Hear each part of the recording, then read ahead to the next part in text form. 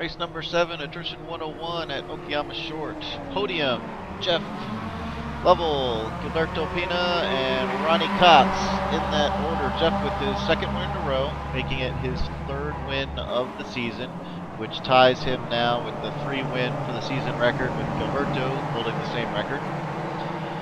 And Jeff and Gilberto were half a second apart at the finish line after 98 laps. They were 0.48 seconds between first and second place, and Ronnie holding up just another 5 seconds behind. That's really exciting.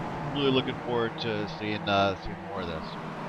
Now let's move into some incidents. Here comes one right now.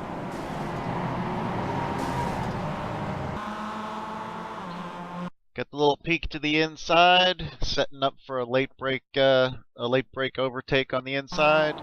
Late brakes are on, and the car doesn't turn. Front end's locked up, so we have a dive bomb. Lap number 1, dive bomb. Strike. Anybody ready for a zero presentation dive bomb? Right down the inside, and boom. Now we have the look and the brakes, and then we have the turn in, and we have the hit. And so let's see here. We have, that's a little bit later than the turn in, and at that point we have almost zero, so backing up a couple more frames. We're into the braking zone. We're into the braking zone. We're into the turn in. We've selected our apex, we're looking at it, we're going for it, and this is zero presentation.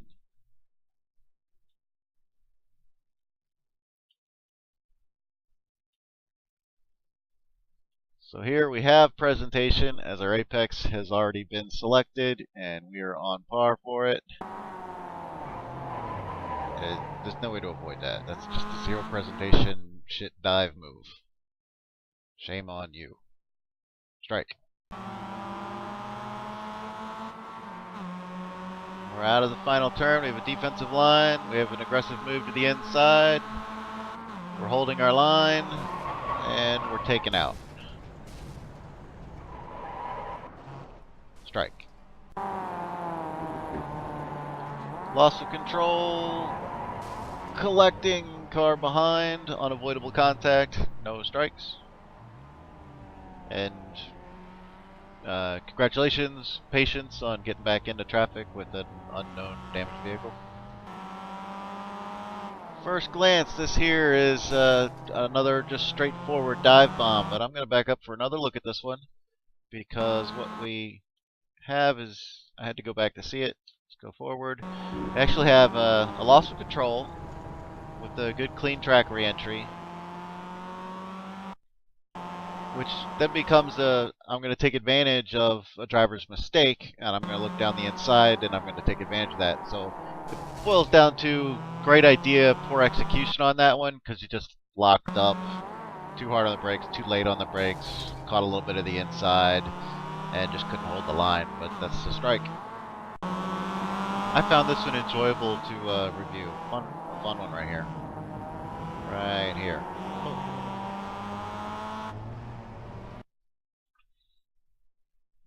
Here we go. Right there, there's a slight error. There's a little bit of tire smoke from a lockup. That mistake puts him out wide, opening the door. So red and white tend to take advantage of that mistake and goes in and tries to hold their line. They stay really tight on the inside, and this guy recovers from his mistake and comes across.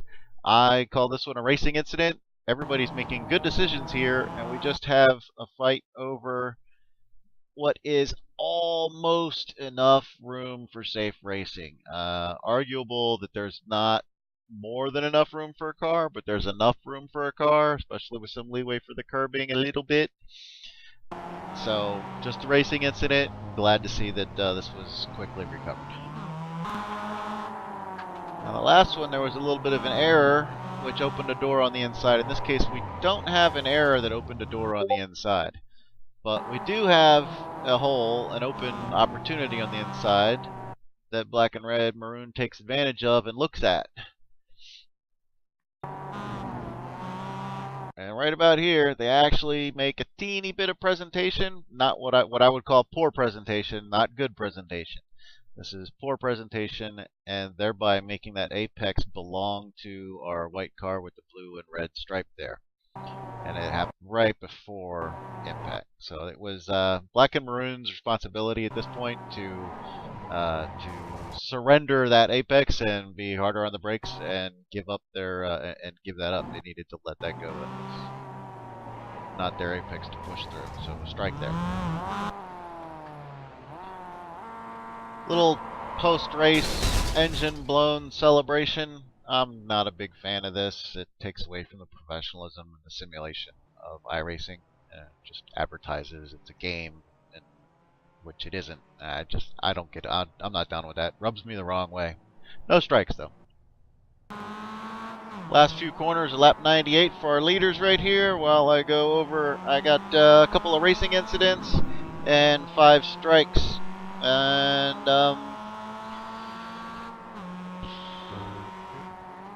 I am looking at implementing a new structure for the penalty system for Season 2. I'll hash that out with some of my more avid vocal Discorders. And there's still more work to be done on it, and we've got plenty of time, fortunately. But look forward to a more simplified, easier to understand, easier to cut through the language barrier system for next season that will focus more on the learning process and the education of the Simcraft and racing here on iRacing, and less with just penalizing people. But they will still be there. Practice smart. Stay up.